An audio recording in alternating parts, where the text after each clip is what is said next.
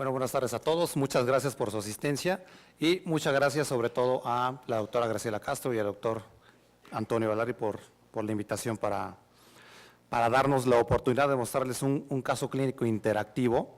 Así que les vamos a hacer algunas preguntitas. Supongo que ya están súper hachas con todo esto de las pláticas que vieron previamente. Si hay alguna duda, por favor, háganmelo saber. Y vamos a empezar. Les vamos a presentar un caso que tuvimos en nuestro hospital. Es una mujer de 38 años de edad. Ella fue diagnosticada con infección por virus de hepatitis C en 1985.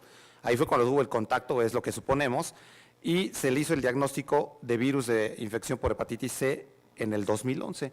En el 2011 alguien osadamente le dio tratamiento. Me parece que en ese momento la paciente ya estaba con datos de cirrosis hepática o estaba debutando o fue la causa por la que se descompensó y la trajo a este escenario clínico. El punto es de que le dieron tratamiento con interferón ribavirina y afortunadamente la paciente obtuvo una respuesta viral sostenida. Me parece que tuvo un episodio de descompensación. En el 2012 le hacen una endoscopía y se encuentran varices esofágicas pequeñas. La paciente continúa en seguimiento y en el año 2013 le hacen una nueva endoscopía en donde se encuentran varices esofágicas. En este momento ya se encuentran con datos de mal pronóstico, entonces se lleva a cabo la ligadura. Y hasta este punto del año 2013 hasta el 2018, seguimiento sin encefalopatía y sin ascitis. Podemos ver sus laboratorios que se han mantenido estables, bilirrubina 2 de 1.5 y NR de 1.2, sin ascitis y sin encefalopatía. Y el MELT en este momento es de 10 puntos. Ahora, esta es una tabla muy importante que les quiero mostrar, que es la nueva clasificación que fue mostrada, que fue publicada el año pasado, en el que ya dividen a la cirrosis en 5 estadios. Entonces, la pregunta aquí es, viendo esto y el caso clínico que les comenté, ¿en qué estadio pondrían a nuestra paciente? ¿Alguien que nos quiera ayudar?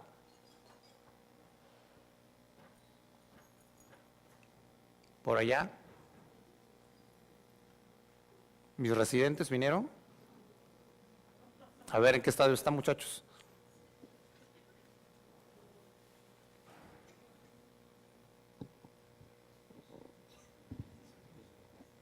Bueno, pues esta paciente hasta el momento no había presentado datos de sangrado, era meramente una paciente que en su seguimiento ya había presentado varices esofágicas sin ningún evento de encefalopatía ni ascitis, por lo tanto consideraríamos que sería una paciente con estadio 2 en la parte de compensada. Muy bien. Entonces, esto es bien importante.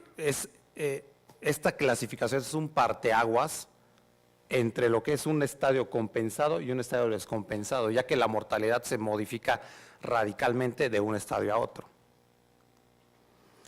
Nosotros la recibimos en septiembre del 2018, dolor abdominal, fiebre, intolerancia labial, ictérica, desorientada en tiempo y espacio, aumento de perímetro abdominal con datos de irritación peritoneal y edema de extremidades inferiores.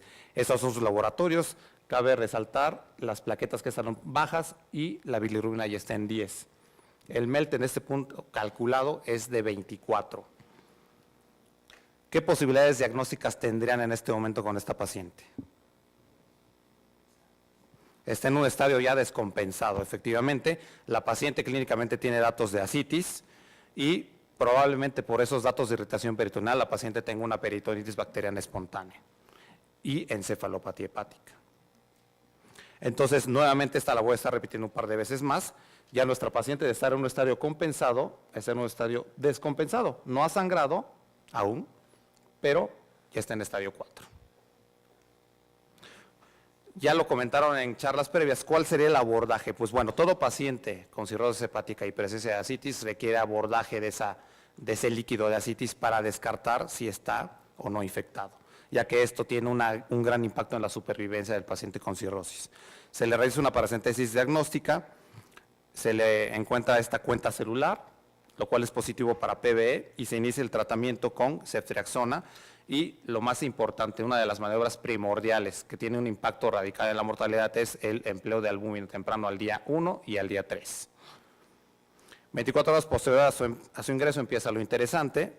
La paciente empieza con hipotensión, no responde a líquidos, deterioro neurológico, náusea que no responde a tratamiento y en una de esas náuseas presenta un episodio de hematemesis, se le toman laboratorios y se encuentra una hemoglobina de 7,4, plaquetas de 28 y el lactato está en 6, lo cual dice que la paciente tiene un sangrado de tubo digestivo alto y que está con hipoperfusión tisular. ¿Cuál es el abordaje? ¿Qué es lo que harían?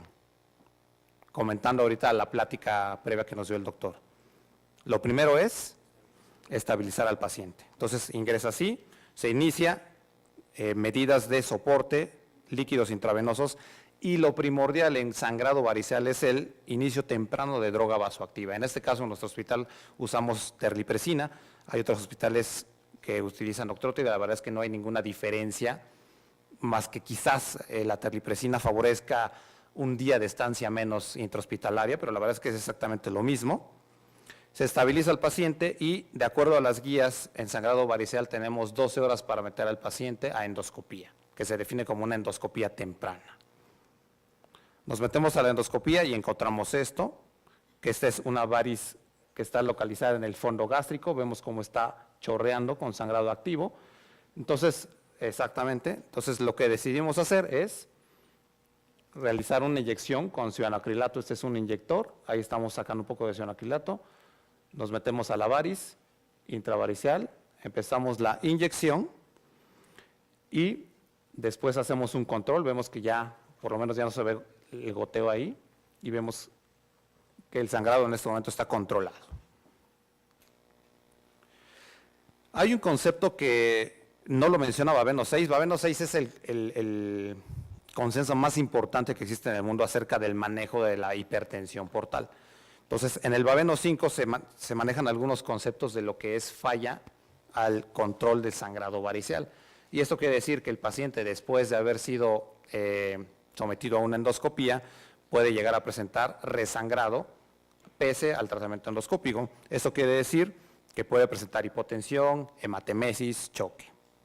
Entonces, la hemoglobina por metas, como se los comentaron en la charla previa, está en 8, debe estar entre 7 y 9 para que esto no favorezca mayor aumento de la presión portal y que aumente el riesgo de resangrado.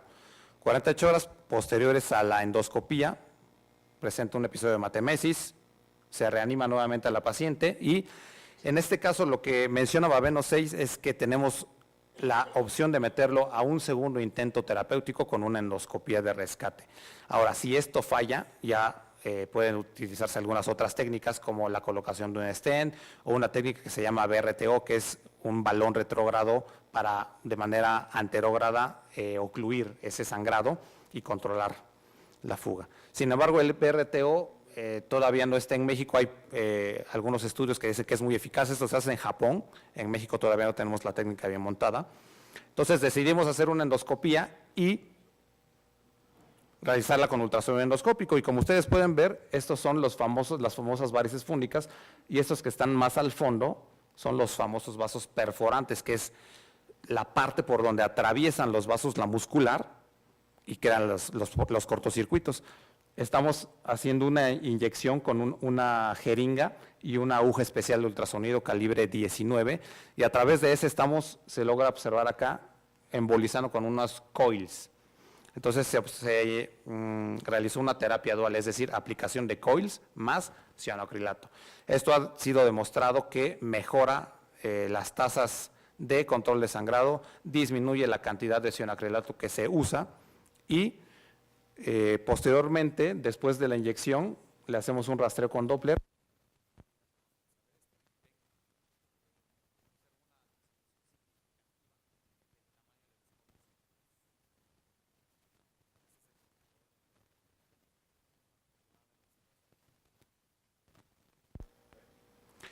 Ahora, aquí no acaba todo el cuento y toda la historia, ¿no? Entonces, el día 27 empieza con el sangrado agudo. Para el día 28 vemos que la creatinina, y eso es bien importante, o sea, no necesariamente se necesita llegar a 1.5 para considerar que un paciente cirrótico tiene falla renal. Entonces, en este momento vemos que la uresis empieza a disminuir y la creatinina va en ascenso.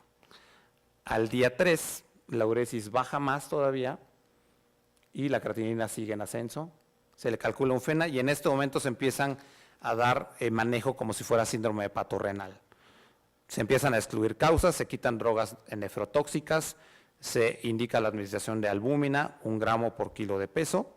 Se descarta que tenga patología renal, proteinuria, hematuria, ultrasonido renal normal. Y no responde, se inicia el manejo con terlipresina, 24 horas posteriores, no responde, sobrecarga de volumen, entonces se decide hemodializar a la paciente. Los criterios ya los mencionaron, pero se los recordaremos. Tiene que ser, para poder diagnosticar hepatorrenal, la presencia de cirrosis y ascitis. Debe de contar con las definiciones del Club Internacional de la Ascitis, que ya está en conjunto con ACI ahora. Sin respuesta a 48 horas de expansión de volumen, con albúmina, ausencia de choque, sin uso actual o reciente de fármacos nefrotóxicos, sin signos de lesión renal estructural, que es lo que les había comentado, ausencia de hematuria, proteinuria y una imagen de riñones normales. Ahora la pregunta es, ¿ustedes creen que en este momento la paciente sea buena candidata para iniciar protocolo de trasplante hepático? Yo creo que definitivamente la respuesta es sí, ¿no? Obviamente vemos que tiene un MEL de 33. Nos gustaría recibir a todos los pacientes cirróticos en nuestro centro con un MEL más bajito, porque eso sería más fácil, no serían tan complicados, pero bueno, les voy a comentar el desenlace de este paciente.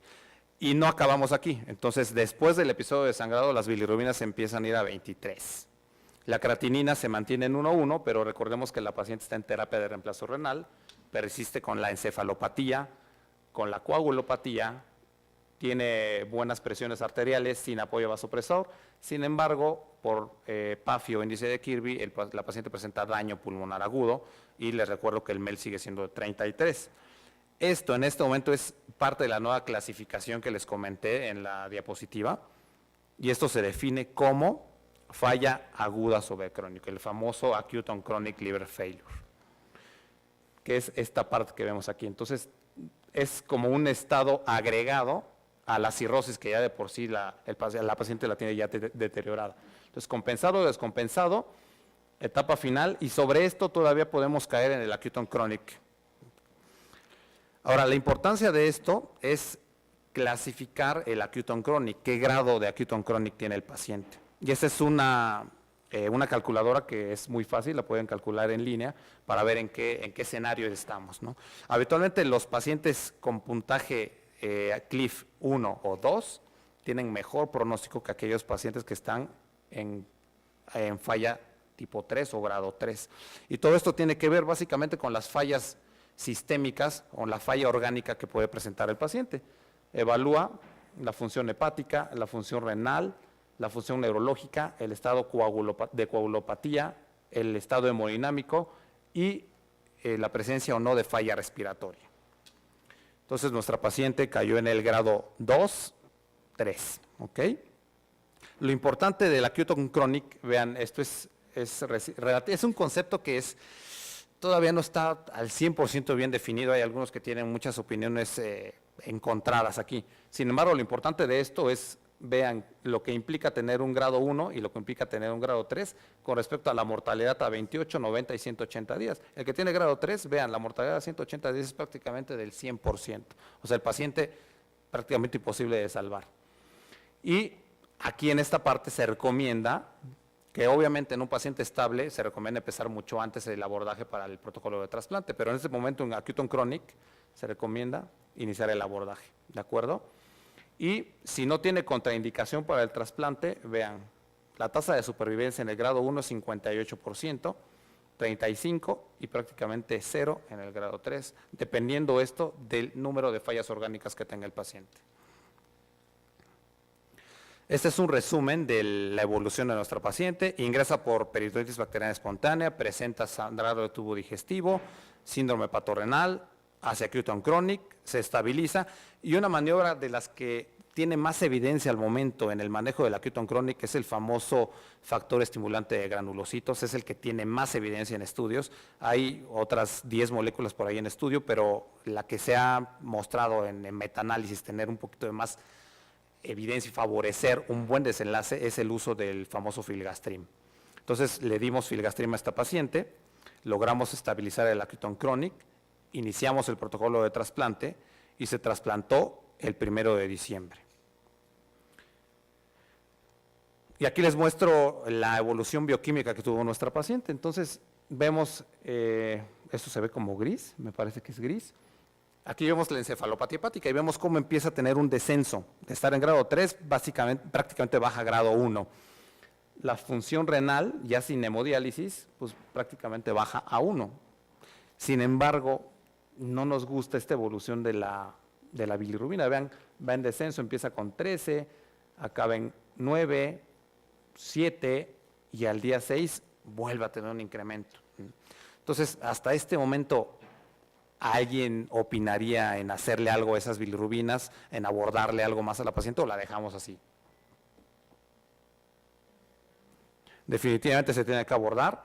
Obviamente hay muchas complicaciones que pueden seguir de un trasplante hepático, pero optamos por hacer una imagen de entrada. Si la imagen fuera negativa, se tendría que valorar realizar una biopsia hepática para ver si está teniendo algún tipo de rechazo, alguna cosa de estas.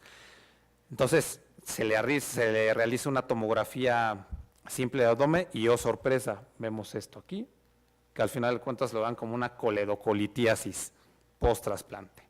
Entonces, no tenemos opción en el postquirúrgico, le realizamos una CEPRE.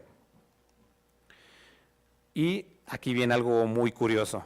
Aquí podemos ver la piedra, que es negra como la de los cirróticos, como la dicen los libros, y al final se deja una prótesis metálica totalmente cubierta. Y ahorita les voy a explicar por qué, ya solamente son mis 2 últimas transparencias.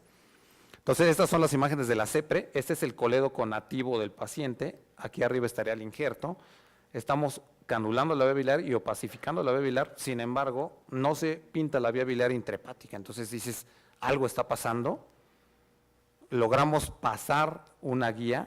Acá se observa un defecto de llenado, lo cual corresponde al lito que les mostré en la imagen previa. Y una vez que estamos dentro de la vía biliar con una guía, decidimos opacificarla.